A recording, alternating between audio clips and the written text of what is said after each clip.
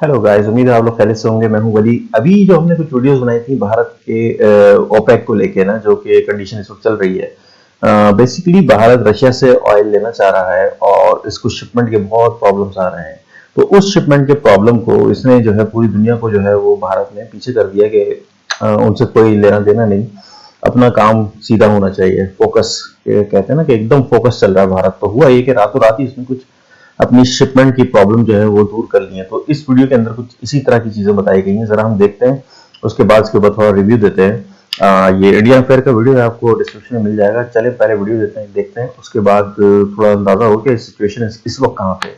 पिछले कल ही हम ये डिस्कस कर रहे थे कि भारत सरकार ने रशियन क्रूड ऑयल के ऊपर G7 और यूरोपियन यूनियन के देशों द्वारा निर्धारित $60 पर बैरल की प्राइस कैप को मानने से साफ इनकार कर दिया है। ये प्राइस कैप 5 दिसंबर यानी कि आज से लागू होनी है। भारत सरकार का कहना है कि ईरान और वेनेजुएला की तरह रशियन ऑयल के ऊपर पूरी तरह से सैंक्शंस नहीं लगे हैं। कोई भी देश ये नहीं कह रहा है कि रशिया से क्रूड ऑयल परचेज ना करो। बात प्राइस कैप की है तो अगर शिपिंग का इंतजाम हो जाए और इंश्योरेंस और फाइनेंसिंग G7 या फिर यूरोपियन यूनियन से बाहर हो जाए तो कोई भी देश रशियन ऑयल परचेज कर सकता है और भारत भी वही कोशिश करेगा। भारतीय सरकार के ऑफिशियल ने कहा था कि अगर हम प्रैक्टिकली देखें तो अगर हम रशियन ऑयल के लिए शिप का इंतजाम कर सकते हैं, इंश्योरेंस प्रोवाइड करें और पेमेंट का मोड देख लें तो बड़ी आसानी से रशियन ऑयल खरीद सकते हैं। उन्होंने कहा कि मैकेनिज्म बहुत ही आसान है, यानी रशियन ऑयल के ऊपर प्राइस कैप से भारत बिल्कुल भी प्रेशर में नहीं है। क्रूड ऑयल के ट्रांसपोर्टेशन में क्रूड ऑयल को ट्रांसपोर्ट करने वाली शिपिंग कंपनीज और उस क्रूड ऑयल को री इंश्योरेंस प्रोवाइड करने वाली कंपनीज का अहम रोल होता है। ये 90% कंपनीज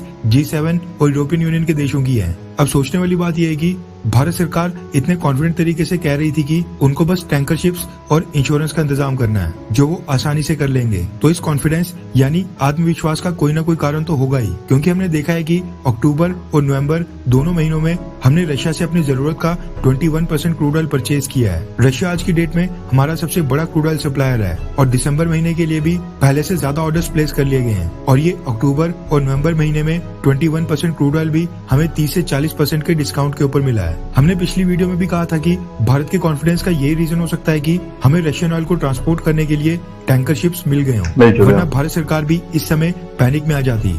और जैसा हमने एंटिसिपेट किया था ठीक वैसा ही हुआ है। रेफरेंस के लिए आपकी स्क्रीन के ऊपर मार्केट इनसाइडर के आर्टिकल का स्क्रीनशॉट है, जिसके मुताबिक रशिया ने क्रूड ऑयल के सैंक्शंस और प्राइस कैप को बाईपास करने के लिए ऑयल टैंकर्स की एक शैडो फ्लीट खरीदकर रातों रात खड़ी कर दी है। दरअसल शैडो फ्लीट यहाँ पर तकरीबन 100 से ज्यादा टैंकर शिप्स को कहा जा रहा है, जिनमें क्रूड ऑयल ट्रांसपोर्ट किया जाता है। शिपिंग ब्रोकर ब्रेमार और एनर्जी कंसल्टेंसी राइस्टार्ड का एस्टिमेट है कि रशिया ने साल 2022 में डायरेक्ट और इनडायरेक्ट रूप से अब तक 103 टैंकर शिप्स परचेज कर लिए हैं। खबर निकल कर आ रही है कि अमेरिका, यूरोप और वेस्टर्न देशों के सैंक्शन से बचने के लिए रशिया ने पिछले कुछ महीनों में ही 100 से ज्यादा टैंकर शिप्स को परचेज कर लिया है। बताया जा रहा है कि इनमें से अधिकतर शिप्स 10 से 15 साल पुराने सेकेंड हैंड शिप्स हैं, जो किसी समय पर ईरान और वेनेजुएला का क्रूड ऑयल ट्रांसपोर्ट किया करते थे। इनको कुछ सालों के बाद स्क्रैप कर लिया जाएगा, लेकिन फिलहाल के लिए ये अपना पर्पस सर्व करने के लिए पूरी तरह से रेडी हैं और वर्किंग कंडीशन में। अमेरिका और G7 देशों ने कई महीनों पहले ये घोषणा कर दी थी कि वो रशियन ऑयल के ऊपर प्राइस कैप लगा रहे हैं, जिसके बाद जो प्राइस कैप डिसाइड करेंगे उसके ऊपर अगर रशियन क्रूड ऑयल बिका होगा तो G7 और यूरोप के देशों की शिपिंग और इंश्योरेंस कंपनीज रशियन ऑयल को फैसिलिटेट नहीं करेंगी, यानी सर्विस प्रोवाइड नहीं करेंगी। जिस समय अमेरिका G7 और यूरोपियन यूनियन के देशों के साथ पॉलिसी बना रहा था, उस दौरान रशिया ने ये 100 से ज्यादा टैंकर शिप्स परचेज कर लिए हैं। इससे रशिया को दो फायदे होंगे। एक तो भारत जैसे देशों को रशिया से क्रूड ऑयल परचेज करते वक्त प्राइस कैप को फॉलो नहीं करना पड़ेगा, क्योंकि ऑयल टैंकर्स तो रशिया के ही हैं। दूसरा फायदा ये होगा कि G7 और यूरोपियन यूनियन के देशों की शिपिंग और इंश्योरेंस कंपनीज की रशियन ऑयल ट्रांसपोर्ट करने से जो कमाई होती थी वो बिल्कुल नहीं हो पाएगी। वो पैसा अब रशिया की जेब में जाएगा और रशिया, भारत और चाइना जैसे देशों को, यानी जो रशिया से बड़ी क्वांटिटी में क्रूड ऑयल परचेज करते हैं, उनको और भी ज्यादा डिस्काउंट दे पाने में सक्षम होगा। भारत सरकार को शायद यही कॉन्फिडेंस था कि रशिया भारत को ऑयल टैंकर्स प्रोवाइड कर लेगा, इसलिए भारत ने G7 देशों द्वारा निर्धारित प्राइस कैप को फॉलो करने से इनकार कर दिया था। रशिया ने भी अपना काम कर दिया है और अब भारत भी कर रहा है, यानी रशिया से क्रूड ऑयल परचेज कर रहा है। खैर, आपको क्या लगता है कि क्या रशिया को सपोर्ट करके रशिया से क्रूड ऑयल परचेज करके भारत सरकार बिल्कुल सही कर रही है, हाँ या फिर नहीं? अमेरिका और यूरोपियन यूनियन के देशों से पंगा नहीं लेना चाहिए? नीचे कमेंट करके अपनी राय जरूर बताएं। आप ये एक बात नोट करें इसके अंदर, जो भी हमने अभी वीडियो देखी, कि आप ये पूरा पावर शिफ्ट हो रहा है। अगर आप गौर करें कि अब वो जो वेस्टर्न पावर था, हमारे ऊपर इन्फ्लुएंस था, ये मेरे ख्याल में क्वीन की डेथ के बाद से जो है मजीद इसके ऊपर तेजी आ चुकी है कि पावर जो है वो शिफ्ट हो रही है। अब यहाँ पे ये पूरा ब्लॉक बन रहा है रशिया, चाइना और इंडिया का ना, ये मेजर कंट्रीज है, ये पूरी दुनिया का बायकॉट कर सकती हैं। इस तरह की कंट्रीज हैं ये, अगर एक हो गए ना कम से कम ट्रेडिंग के मामले में, तो पूरी दुनिया का बायकॉट हो सकता है। पूरी दुनिया में कहता हूँ ना कि ये देखें ना आप, इसको क्या हो रहा है कि इंडिया और रशिया की डील हो रही है, रशिया पे सैंक्शन लगे हुए हैं यूक्रेन की वजह से, और वो फिर भी ये डील बड़ी आराम से हो रही है। उस पर सैंक्शन इसलिए लगाए थे कि वो बाउंड हो जाए, जैसे उसके साथ इन्होंने किया ईरान के साथ हरकत की, वैसे ही वो चाहते हैं रशिया को वो बाउंड कर दें कि भाई अब इसके साथ हम वो नहीं कर रहे, समझ रहे ना, बिल्कुल कि वो आइसोलेट कर दें उसको। लेकिन अब जब वो यहाँ से ट्रेडिंग शुरू कर रहा है, अभी गाड़ियां थी, इन्होंने कंपनियां अपनी वहां से निकाल ली, और अब इंडियन कंपनीज वहां पे आ रही है। मतलब आप देख रहे हैं ना, अब ये ब्लॉक यहाँ से जोड़ रहा है, वो अगर वहां से इसका बायकाट करते हैं रशिया का, तो रशिया जो है वो फिर यहाँ से अपने शुरू कर देगा। तो वो पावर तो उसकी अभी तक बहाल रही ना रशिया की। रशिया को तो कुछ भी अब परेशानी, जितनी परेशानी जो जंग के दौरान इसको हुई, लेकिन अगर इंडिया उसका साथ दे रहा है तो वो सारी परेशानियां दूर हो जाएंगी, और इनका जो फिलहाल वो फेल होता हुआ दिख रहा है वेस्टर्न उसका। खैर ये तो एक जियो पॉलिटिकल सिनेरियो को मद्देनजर रखते हुए बात कर दी गई, लेकिन ये बहुत अच्छा हुआ कि शिपमेंट का इंतजाम हो गया है। इससे बहुत मसले अब जो है ना हल हो जाएंगे। काफी प्रॉब्लम्स, ऑयल इस वक्त बहुत बेसिक नीड है इस वक्त, ये सिर्फ आपके ट्रांसपोर्टेशन की नहीं है, ये आपकी एग्रीकल्चर की भी नीड है, और पता नहीं 10 चीजों की, यानी कि फ्यूल जो है ना वो बहुत चीजों की नीड है।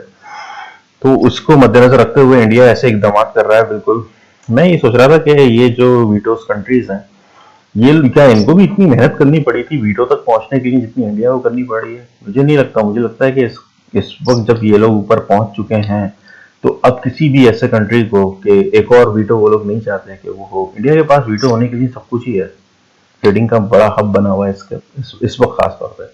बॉम्ब भी है, न्यूक्लियर बॉम्ब, और जो कहोगे वो है यार इंडिया के पास। मैं कहता हूँ कुछ भी ऐसी चीज नहीं है जो ना हो मौजूद। तो इसको वीटो होने के लिए क्या मसला है, क्या प्रॉब्लम है कि इसको इतनी बड़ी वो नहीं दी जा रही है? सेकंड लार्जेस्ट डेमोक्रेसी अगर आप कहते हो इंडिया के अंदर है, क्या चाहिए मतलब और ना। तो खैर वो उसको इसका वो कहते हैं ना कि प्रिविलेज दें या ना दें, इंडिया के पास वो प्रिविलेज ऑलरेडी है। इस वक्त जो कर रहा है इंडिया वो आपके सामने ही है कि वो अपनी डील को पीछे नहीं कर रहा, चाहे कि कोई भी कंट्री नाराज हो, ही डोंट केयर अबाउट इट। तो ये बहुत अच्छी स्ट्रेटजी मैं कह रहा हूँ, अगर जितनी जल्दी हो सकती है। पुराने जहाज जो इन्होंने लोगों ने लिए, ये भी एक अच्छी स्ट्रेटजी, अगर बस 5 साल तकरीबन निकाल देना, क्योंकि मुझे लग रहा है कि अगर ये जंग निबट जाती है 5 साल के अंदर, तो वैसे ही रशिया के ऊपर से सैंक्शन हट जाएंगे। लेकिन ये कि ये वैसे निबटती तो नहीं लग रही, क्योंकि ये लग रहा है कि अब ये गेम काफी लंबा जाएगा, क्योंकि ये गेम कुछ और ही है मेरा ख्याल में। ये अब डॉलर से कटने की कहानी है, खासतौर पर रशिया की और चाइना की। तो इंडिया भी हो सकता है इसके अंदर तीसरा पार्टनर बन जाए। तो ये जो है ना बिल्कुल गेम जो है बहुत ही, जो कहते हैं ना समुद्र के उस तरफ के जो दो मुल्क हैं कनाडा और अमेरिका, उनके लिए बहुत नुकसानदेह साबित हो सकता है। तो देखते हैं भी आगे जाके होता क्या है। बस ये अगर 5 साल भी निकाल दें ये उम्र अपनी, तो मैं कहता हूँ काफी फायदा हो जाएगा। उसके बाद नए जहाज खरीदने, और हो सकता है कि खुद मेक इन इंडिया होना शुरू हो जाए इन जहाजों के साथ भी, मतलब इंडिया के अंदर ही ये जहाज बनना शुरू हो जाए, शिप टैंकर्स जो कहला रहे हैं। खैर देखते हैं आगे होना क्या है। बहुत अच्छी वीडियो थी, इनको लाइक और सब्सक्राइब जरूर कर दीजिएगा। मेरी कोई बात बुरी लगी है तो मुझे क्षमा कर दीजिएगा, क्योंकि मेरे पर्सपेक्टिव में थिंकिंग के और इंडिया के पर्सपेक्टिव में एक बड़ा डिफरेंस उस लकीर का है जो कि पाकिस्तान और इंडिया के दरमियान खिंची हुई है। तो हो सकता है मैं कुछ बुरा बोल गया हूँ, मेरा माइंड सेट दूसरा है, तो वैसे मुझे समझ में नहीं आई, तो क्षमा कर दिएगा। मिलते हैं नेक्स्ट वीडियो में। अपना बहुत बहुत ख्याल रखिएगा। लाइक शेयर एंड सब्सक्राइब हो सके तो कर दीजिएगा। ठीक है।